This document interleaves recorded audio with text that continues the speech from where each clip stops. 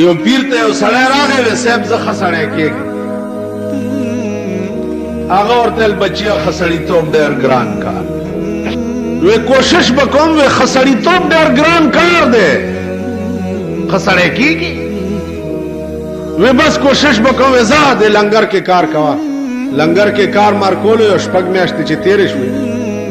نو پیر صاحب یو چواری ته وې چې داسې زه د هلک چې لګیا دی که نه ده باندې دا ګنګي وروغورځوه داسې چواری چې به ګنګي وروغورځول هغه هلک رامنډې کې یو چواری د دې مرۍ ونیو دې مرۍ نه یې ونیو زه دې ګنده کړم ټوله پیر صاحب ورته پټ ولاړو راووته ورته ویل ها هلکه تا خو وایي چې زه ښه سړی کېږم ښه سړیتوب دې ته وایي چې خلک د مرۍ نیسي پیران هم دغسې پیر دې ته وایي ښه اوسنی دا ګړکپان دا پیران دي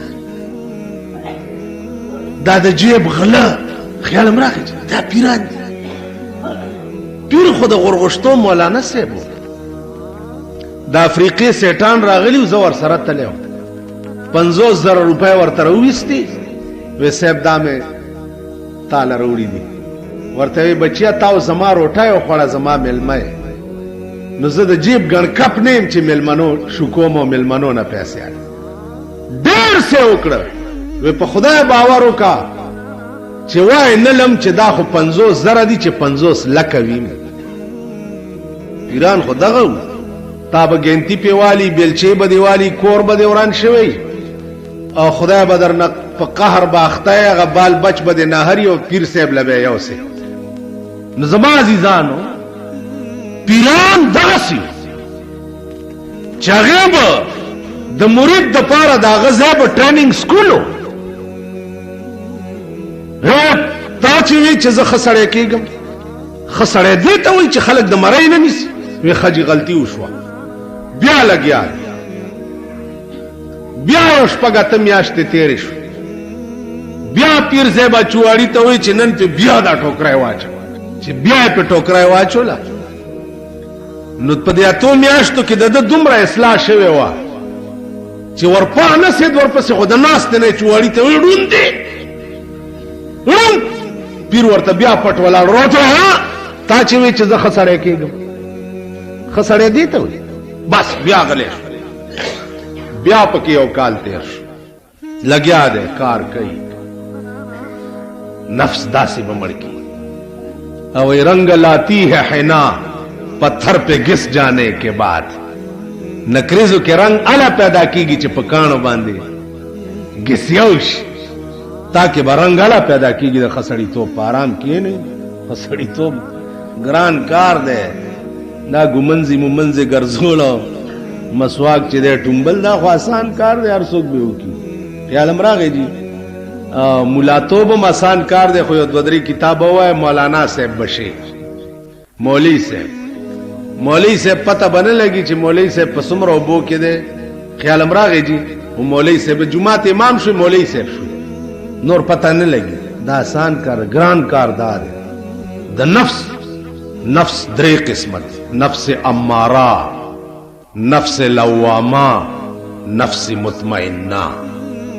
دا درې قسمه نفس ده خیال هم راغی جی لوی جهاد چې دی هغه دا نفس وجل لوی جهاد نفس مړ شو کمال ته ورسېد نفس ژوندی دی په ګمنځو نه کېږي بل کار کوي جمعات نوځئ اوس خو چې مونږ جمعات نوځو کېړی پټو کنه چا نوې کېړی راوړي د زمونږ د جمعات کې یو جمعات دوه جمعې پس کېړی روکي شي خیال هم راغی دي کېړی هو سړی اریان دریان پاتې شي دلته چا نه روکي وي ما خپلې چپلې ورکې ماله لکه دا یو سا زما هغه یوړې خیال هم راغی دي عزیزان اور داود کې باروزئ یو خو مونږ غوندې خوار غریب خلق کېړی سمئ دا دومره کمال نه دی چې لږ ښه یئ غوړ غوړ یئ او چې جومات نه باروزي نو کېړی پردی سمئ یا داسې رومال وساته په چا چې دوړي داسې ولا وساته وبه کوي داسې کلو کې به داسې وکړي خان چې جمعات نروزی د خان 15,000 غزه لکای چې مړکیږي یو سلويخ غزه قبر لزان سره وي ابا جمعات نچوزی پردای کېړای بسای او بیا مونږ غوندي چاپلوسی ګر چې ورپسې وي مونږ غوندي شرمېدلی چې ورپسې نو بیا کېړای سمې کی دچا نو نفس مر نش چې نفس مر نشه نو ته تبای تا ته به د ځان کدن په وخت کې ایمان نه نصیب کی ایمان بالا نصیب کی چې نفس مړ دا ماده ځان کې پیدا کی چې خیر دار بد در سره چاوکا و خیر ما څوي خیر دې ټکه یار وېږي کاکا په خبره کنه اوس په څه پوي عمر تیر خیر دې دا ټکه یار دار بد چاوک خیر تکلیف بدرته نه رب دې خپه نه او دا کتو چې دې سړی ما سره ډېر بد وکړ خیر بس بیغمه بګرځي خیر خیریت او که اره خبره محسوس کول دې شروع کړ چې وای دا ولی دا د ولی د سیوي دا د ولی د سیو کړ وای نو ما څه کړی وای نو بس نری رنز بدی او د خدای په عظیم قهر باخته داسې کړ کړ کې قبر لبروان او چې دی وای چې خیر دی خدای ته خپوي خبره خلاصه نفس پدی بمړ کی مونږ مليان د مونږ نفس اوهو